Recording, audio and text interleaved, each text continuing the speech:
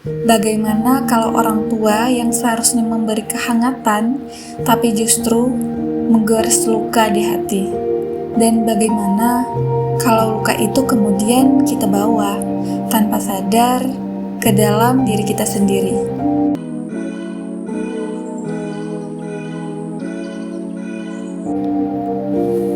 Satu cerita, satu suara, tapi mungkin kamu juga pernah ngerasainnya.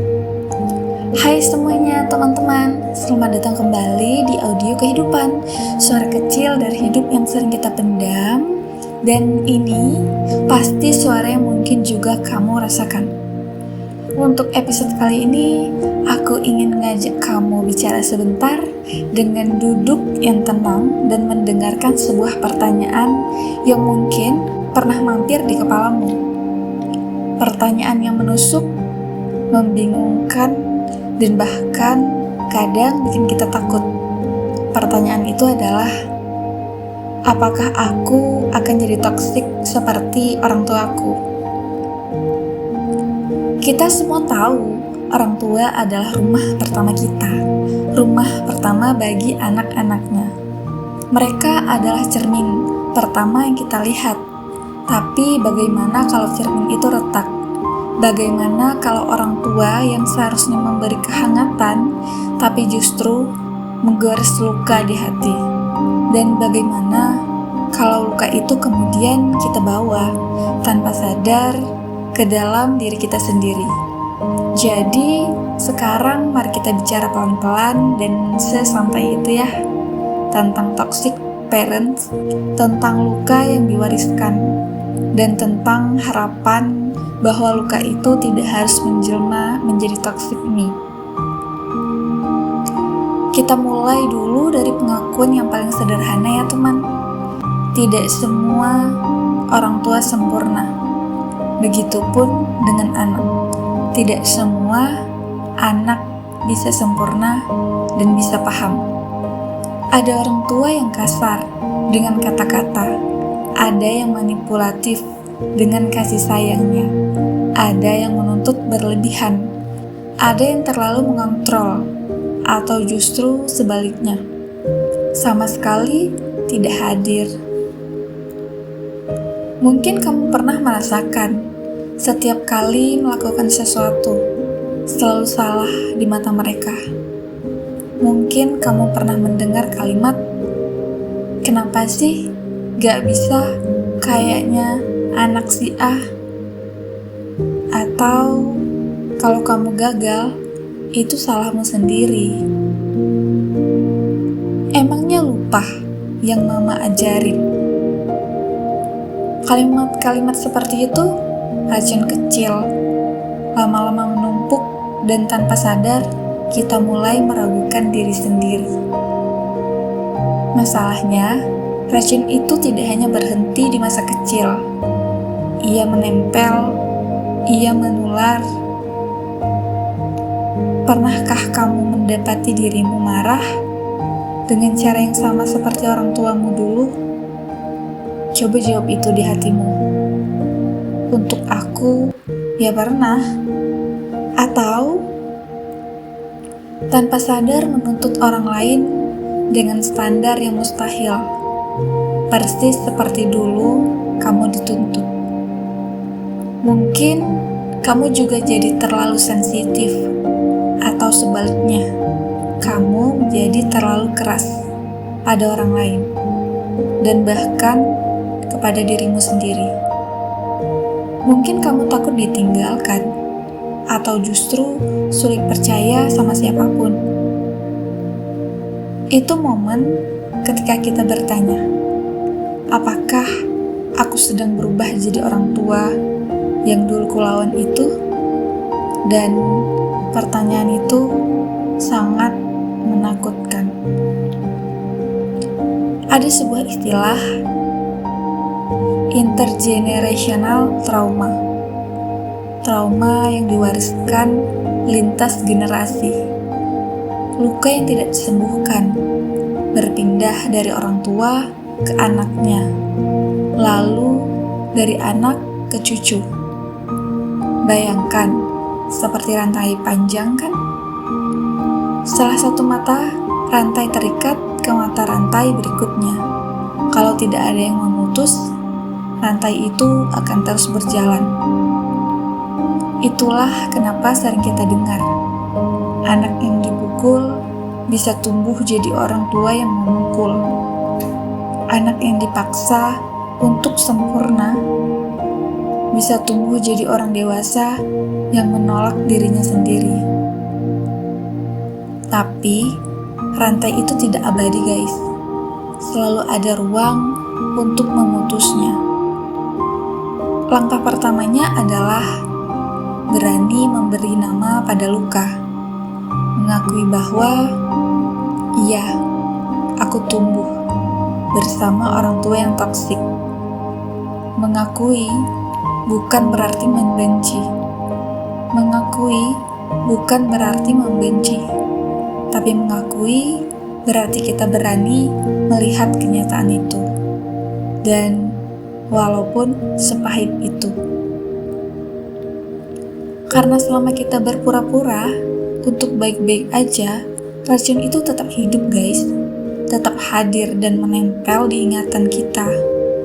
Tapi saat kita menamai, ini manipulasi, ini gaslighting, ini tuntutan berlebihan, ini penelantaran.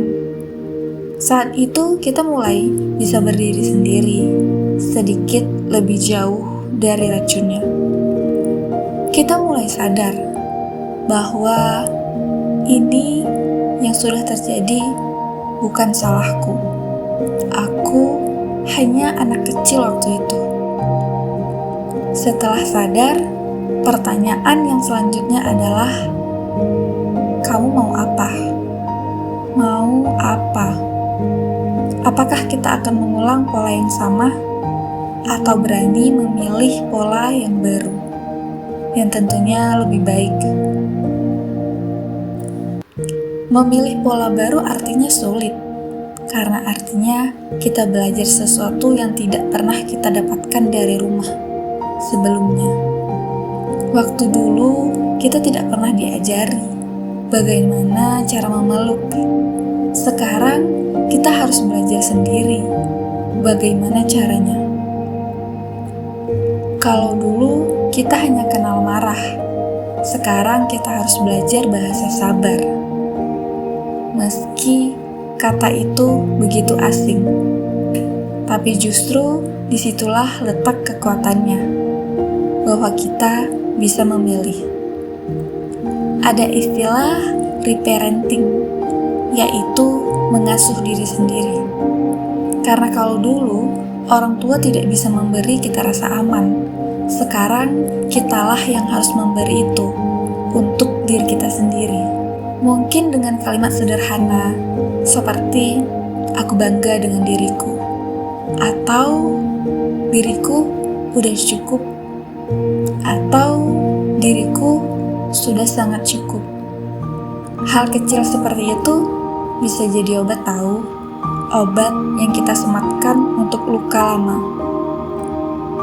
Mengasuh diri sendiri juga berarti memaafkan diri ketika kita salah. Tidak harus jadi sempurna, dan tidak harus menjadi selalu kuat. Dan ingat, kita tidak sendirian. Aku punya kalian sebagai temanku, dan kalian punya aku sebagai teman kalian. Banyak sekali orang di luar sana yang membawa luka serupa. Mungkin kamu bisa menemukan cinta mereka di buku, di video, atau bahkan di teman dekatmu. Berbagi cerita bisa jadi cara untuk saling menyembuhkan. Bukan saling membagi sampah, tapi saling menyembuhkan, saling belajar. Karena pada akhirnya, kita bukan sekedar korban dari toxic parent. Kita bisa jadi generasi yang berani berkata, cukup, dan stop sampai di sini. Pernah nggak kamu merasa takut suatu hari nanti kamu akan memperlakukan orang lain, pasangan, atau bahkan anakmu dengan cara yang sama seperti orang tuamu dulu perlakukan. Jujur, aku pernah. Dan kalian tahu bahwa rasa takut itu wajar. Itu tanda bahwa kamu sudah sadar dan tidak ingin mengulang pola yang salah, pola yang lama itu. Justru kesadaran itu adalah langkah pertama untuk memutus rantai yang tidak baik itu, guys. Kalau kamu mengingat masa kecilmu, ada nggak satu kalimat atau sikap dari orang tua yang masih membekas sampai sekarang? Kalimat atau sikap itu adalah jejak luka ya, tapi ia juga bisa jadi petunjuk. Petunjuk tentang apa yang tidak ingin kamu ulangi. Petunjuk tentang apa yang ingin kamu ubah di dirimu untuk anakmu kelak. Bagaimana cara kamu biasanya menenangkan dirimu ketika kamu merasa tidak cukup baik? Disitulah ruang reparenting, memberi kasih sayang ke diri sendiri. Bisa dengan kata lembut, bisa dengan memberi waktu istirahat, atau sekedar menerima bahwa kita manusia biasa. Kalau aku ya, biasanya kalau ingin menangis, ya aku menangis. Tapi kalau aku ingin mengelus dadaku dengan ucapan sabar, sabar, aku akan mengelus dadaku berkali-kali sampai aku tenang. Lalu, apakah menurutmu memaafkan orang tua berarti membiarkan mereka terus menyakitimu? Tentu tidak. Memaafkan bukan berarti membenarkan ya. Memaafkan berarti kita memilih untuk tidak membiarkan luka itu terus berkuasa di hati. Kita tidak beri batasan. Kita bisa menjaga jarak, tapi tetap membebaskan hati kita dari beban. Kalau kamu bisa bicara ke versi kecil dirimu dulu, anak kecil yang dulu yang pernah terluka itu, apa yang ingin kamu katakan? Dariku, mungkin kalimat sederhana, aku sayang kamu, atau kamu sudah cukup, kamu tidak salah. Kata-kata itu bisa jadi penyembuh, karena sebenarnya anak kecil di dalam diri kita masih selalu menunggu untuk dipeluk. Dan untuk kamu sahabatku yang selalu bilang peluk aku, terima kasih. Karena mungkin kamu sudah paham dengan anak kecil yang ada di tubuhku ini. Jadi, apakah toxic parent sama dengan toxic me? Jawabannya tidak harus. Kita memang lahir dari luka, tapi kita juga punya kuasa untuk tumbuh menjadi sesuatu yang berbeda. Kita bisa memilih untuk tidak mewarisi racun itu. Kita bisa memilih untuk menyembuhkan diri. Dan malam ini, di episode kali ini, kalau kamu sedang merasa takut akan jadi seperti orang tuamu, tarik nafasmu pelan-pelan dan ingatkan dirimu. Aku bukan mereka. Aku adalah diriku. Dan aku bisa memilih jalan yang berbeda dari mereka. Terima kasih ya sudah mendengarkan sampai habis. Dan semoga dari kata-kata ini bisa jadi selimut kecil untuk kita. Selimut yang hangat. Semoga luka itu perlahan menemukan obatnya ya. Dan semoga kamu selalu ingat bahwa generasi baru bisa lahir dari keberanianmu untuk berubah.